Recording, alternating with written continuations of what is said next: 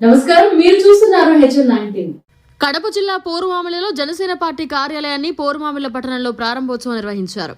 ఈ సందర్భంగా జనసేన నాయకులు సుంకర శ్రీనివాసులు మాట్లాడుతూ రాష్ట్రంలో అరాచక పాలన నడుస్తోందని, ఇలాంటి పాలన ఇంతవరకు ఎక్కడా చూడలేదని, మన డబ్బు మనకే ఇస్తూ 12 లక్షల కోట్ల అప్పు అయినట్లు లెక్కలు చూపుతున్నారని అన్నారు. ఇలాంటి పాలన నుండి విముక్తి కోసం జనసేన పోరాడుతోందన్నారు. రాష్ట్ర భవిష్యత్తు కోసం పవన్ కళ్యాణ్ పోరాటం చేస్తున్నారని అన్నారు.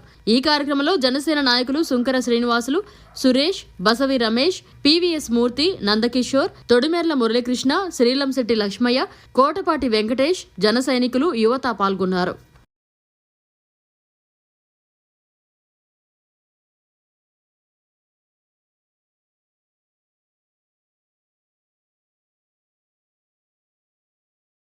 ఇవాళ బద్వేల్ నియోజకవర్గంలో పోరుమామిళ్ల మండలంలో పార్టీ కార్యాలయం ఓపెన్ చేయడం ఎంతో సంతోషకరం. దీనికి లక్ష్మయ్య గారు మరియు వెంకటేష్ మరియు అందరూ తోడ్పాటు ఉండడం, మరియు ఈ రాజంపేట్ బద్వేల్ అనేది 2 నైబర్హుడ్ కాన్స్టిట్యున్సీస్. ఈ కాన్స్టిట్యున్సీలో జనసేన బలం ఎంతుందో తెలియాలి. కడప జిల్లాలోనే ఈ జనసేన బలం రోజు రోజుకి ఇలా కార్యాలయాలను పెంచుకుంటూ పోతూ జనసేనలో ప్రతి ఒక్కరికి ప్రతి ఇంటింటా జనసేన సిద్ధాంతాలు తెలియజేసుకుంటూ ఉమ్మడి అభ్యర్థిని బద్వేల్ అయినా రాజంపేట నియోజకవర్గం అయినా కడప జిల్లాలో మొత్తం ఇందాక సుంకర్ గారు చెప్పినట్టు నియోజకవర్గంలో పెద్దలు చెప్పినట్టు ఈసారి ప్రతి ఒక్కరిని జనసేన టీడీపీ అభ్యర్థిని గెలిపించాలని మనస్ఫూర్తిగా కోరుకుంటూ జై జనసేన, జై హింద్. నమస్కారం. ఇవాళ పోరుమామిళ్ల మండలంలో టౌన్లో జనసేన పార్టీ కార్యాలయాన్ని ప్రారంభించడం, దానికి పూనుకున్నటువంటి లక్ష్మయ్య, అలాగే పోరుమామిళ్ల నాయకులైనటువంటి నందకిషోర్, అలాగే మా Badvel point of contact Basivi Ramesh, వీళ్ళందరినీ కూడా నేను మనఃపూర్వకంగా అభినందిస్తున్నాను. జనసేన పార్టీ తరఫున కూడా మేము ఇది ఒక మంచి ముందడుగుగా భావిస్తున్నాం. ఎందుకంటే ఇవాళ రాష్ట్రంలో అరాచకమైన, అన్యాయమైన అవినీతి పాలన నడుస్తోంది. ఇటువంటి పాలనని మన రాష్ట్రమే స్వాతంత్ర్యం వచ్చినప్పటి నుంచి కూడా ఎప్పుడు చూడలేదు, కనలేదు, వినలేదు. ఇటువంటి పాలనను వెంటనే గద్దె తిప్పడానికి మా నాయకుడు 2021లో ఇప్పటం ఆవిర్భావ సభలో ఏదైతే చెప్పాడో, ప్రతిపక్ష ఓటు చేరనివ్వను, తప్పనిసరిగా జగన్ రెడ్డిని గద్దె తిప్పేంత వరకు విశ్రమించను అని చెప్పినటువంటి ఆ మాట ఆయన కట్టుబడి ఇవాళ ఇప్పటికి కూడా రాష్ట్రంలో అంతా ఒకే విధమైనటువంటి ఒక భావనని, ఒక పోరాటాన్ని తీసుకొచ్చారు మా నాయకుడు. ఈ యొక్క పోరాటంలో భాగంగానే చంద్రబాబు గారితో కలిసి ఈ పొత్తును ఏర్పరచుకున్నారు. చంద్రబాబు గారు, పవన్ కళ్యాణ్ గారు. ఈ పొత్తు యొక్క ముఖ్య ఉద్దేశం, ముఖ్య లక్ష్యం మొదటిగా జగన్ రెడ్డిని గద్దె తిప్పడం. ఇటువంటి ఆర్థిక ఉగ్రవాది, అలాగే చేతకాని దద్దమ్మ పరిపాలన, ఎటువంటి పరిపాలన అనుభవం లేని ఈ దద్దమ్మ ముఖ్యమంత్రిని, ఎందుకంటే సర్వనాశనం చేశాడు ఈ రాష్ట్రాన్ని.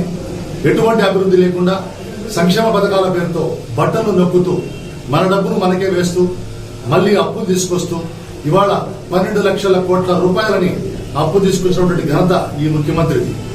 అదేవిధంగా ఎటువంటి అభివృద్ధి లేకుండా మన డబ్బు మనకే ఇస్తూ సంక్షేమ పథకాలు చేశాను, నా అంత ఛాంపియన్ లేడు అని చెప్పినటువంటి ముఖ్యమంత్రిని ప్రజలకి ఇతని యొక్క ముసుగు తీసి ఏ విధంగా అన్యాయం చేశాడు రాష్ట్రానికని చెప్పడానికి మేము ప్రతి గ్రామాన తిరుగుతున్నాం. ఇవాళ ప్రజలు చైతన్యవంతులయ్యారు. ఈయన చెప్పిన మాయ మాటలు, మాట తప్పను మడమ తిప్పనని చెప్పి ఏ విధంగా అన్యాయం చేశాడో ప్రతి వర్గం, కులమతాలకు అతీతంగా ప్రతి వర్గం కూడా గుర్తించింది. అందుకే మేము గ్రామానికి కూడా విస్తరిస్తున్నాం. జనసేన పార్టీ ఈ పార్టీ ఆఫీసు కార్యాలయం ప్రారంభోత్సవ సందర్భంగా ఈ మండలంలోని ప్రతి గ్రామాన నాయకులకి, ప్రజలకి, కులాలకు అతీతంగా మేము విజ్ఞప్తి చేస్తున్నాం. అందరూ కలిసి రండి. ఎటువంటి దుర్మార్గంగా ఈయన పాలన చేస్తున్నాడో నోరు విప్పండి. ఇంకా భయపడాల్సిన పని లేదు.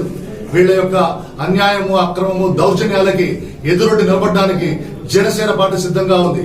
ఎంతటికైనా పోరాటానికి, ఎంతటి విధ్వంసానికి వీళ్లు తలొగ్గినా భయపడకుండా వీళ్ళని అడ్డుకట్ట వేయడానికి జనసేన పార్టీ, తెలుగుదేశం పార్టీలు 2 కూడా సిద్ధంగా ఉన్నాయి. అందుకే ప్రజలకు పిలిపిస్తున్నాం, మీరు దయచేసి ముందుకు రండి. మనకు జరిగిన అన్యాయాన్ని నోరిప్పండి.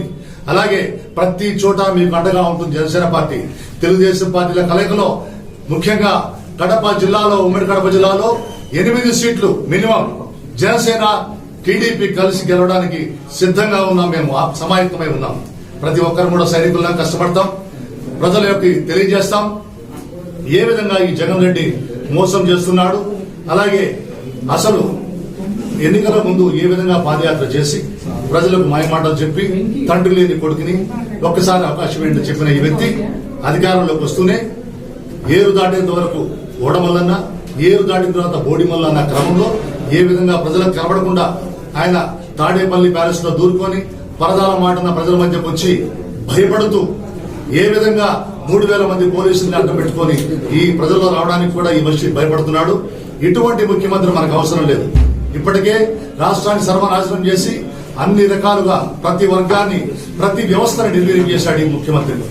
ఈ పోలీస్ వ్యవస్థ కానీ, అలాగే రెవెన్యూ వ్యవస్థ కానీ, ప్రతి వ్యవస్థను కూడా నిర్వీర్యం చేసి వాళ్ళు పనిచేయకుండా తయారు చేసి తన యొక్క అక్రమార్జనతో భయపెట్టి ప్రలోభపెట్టి ప్రతి ఒక్కరిని కూడా వ్యవస్థని గుప్పెట్లకు తీసుకొని సాక్షాత్తు జ్యుడిషియల్ వ్యవస్థను కూడా గుప్పెట్లకు తీసుకొని మొత్తం డబ్బుతో ఏమైనా చేయగలం, ధనమదం అలాగే ఈ యొక్క దౌర్జన్య భావజాలంతో ఏమైనా చేస్తానని చెప్పి అనుకుంటున్నాడు జగన్ రెడ్డి.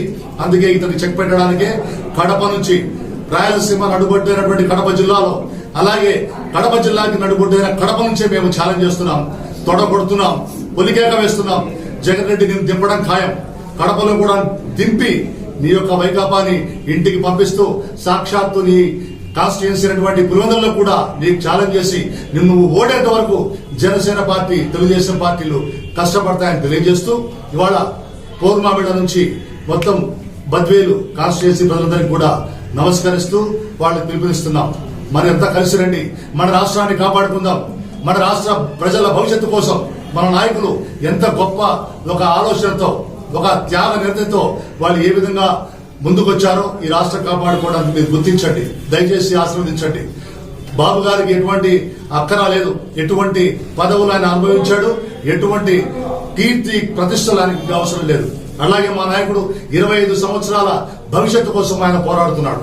అటువంటి మా నాయకుడు పవన్ కళ్యాణ్ గారి యొక్క ఆశయాన్ని, సిద్ధాంతాన్ని దయచేసి మీరు గుర్తించండి, దీవించండి. అలాగే ఈ పొత్తు యొక్క ధర్మాన్ని, లక్ష్యాన్ని ఎందుకు తెలుసా? ఈ రాష్ట్రాన్ని కాపాడుకోవాలి. రావణ కాష్టం అయిపోయింది రాష్ట్రం. అలాగే ఈ యొక్క రాష్ట్ర ప్రజల భవిష్యత్తు కోసం మా నాయకుడు త్యాగం చేస్తూ ఇవాళ ఎటువంటి పరిస్థితుల్లో జగన్ రెడ్డి గద్దె దింపాలని ప్రయత్నం చేస్తున్నాడు, పోరాడుతున్నాడు. ఇవన్నీ గమనించి దయచేసి మీరంతా ముందుకు రండి. జనసేన టీడీపీ పొత్తుకు ఆశీర్వదించండి. ఈ యొక్క బద్వేల్లో కూడా జనసేన టీడీపీ ఉమ్మడి అభ్యర్థిని గెలిపించండి. అలాగే ఉమ్మడి ప్రభుత్వాన్ని ఏర్పరుస్తున్నాం ఖచ్చితంగా. ఇది ఆల్రెడీ తేలిపోయిన విషయాన్ని మీరందరూ కూడా 175 సీట్లలో 160 సీట్లు, 160 సీట్లు మనం గెలవబోతున్నాం. కాబట్టి మీరందరూ ధైర్యంగా ముందుకొచ్చి బద్వేలు సీటును కూడా ఉమ్మడి అభ్యర్థిని గెలిపించాలని బద్వేలు ప్రజలందరికీ కూడా నేను విజ్ఞప్తి చేస్తున్నాను. జై జనసేన. శ్రీనివాసరావు గారికి, సార్ గారికి, మన దినేష్ అన్న గారు, అంటే మనం అంటే మన రమేష్ అన్న, మూర్తి సార్ గారికి, బయట ఉండరు మూర్తి సార్ గారికి, మన ప్రతి ఒక్కరికి, వచ్చిన ప్రతి అన్నగారికి, అన్న మన సోదరులందరికీ నమస్కారాలు. ఈ యొక్క ఉద్దేశం ఏంటంటే పార్టీ కార్యాలయం పెట్టడము, జనాలు పోతుంటే ఈ పార్టీ కార్యాలయం ఓపెన్ చేయండి. మళ్ళా జనాలు బాగుంది, జనసేన పార్టీ అంటే పేదల పార్టీ అని అందరికి తెలుసు. కానీ జనాలు పోతే రైతులు, ముఖ్యంగా రైతులు అయితే ప్రతి గ్రామం ప్రతి తెచ్చేసినాం, ప్రతి గడప తెచ్చేసినాం. ప్రతి ఒక్కరు ఉండగా అయితే ఖచ్చితంగా మీకే మద్దతు ఉంటుంది, మీకే ఉండదని చెప్తే ఈ విధంగా కావాలని మేము అందువల్ల ఇది పెట్టడము, కార్యాలయం పెట్టడము. త్వరలో ఆ టికెట్ కూడా కన్ఫర్మ్ చేస్తారని కూడా మేము ఆశిస్తున్నాం. ఎందుకంటే జనాల్లో బాగుంది. రైతులు, ముఖ్యంగా రైతులు అయితేమి, మన ఉద్యోగస్తులు అయితేమి ప్రతి ఒక్కరు పూర్తిగా మద్దతు అయితే జనసేన పార్టీకి అయితే మద్దతు ఉంది. అందువల్లనే ఇప్పుడు పార్టీ కార్యాలయం పెట్టడము, త్వరలో కూడా మాకు జనసేన టికెట్ కూడా వస్తుందని ఆశిస్తూ జనాల్లోకి పోతానన్నాం. మేము జనాలు మాత్రం ఖచ్చితంగా టికెట్ తెచ్చుకొని ఖచ్చితంగా రావాలని వాళ్ళు మనస్ఫూర్తిగా ఉన్న జనం. అందువల్ల ఇది పార్టీ కార్యాలయం మన సోదరులందరూ, మన పార్టీ నాయకులందరూ పిలుచుకొని కార్యక్రమం జరుగుతుంది. మరిన్ని అప్డేట్స్ కోసం మన HN9 టీవీ ఛానల్ ని సబ్స్క్రైబ్ చేసుకోండి.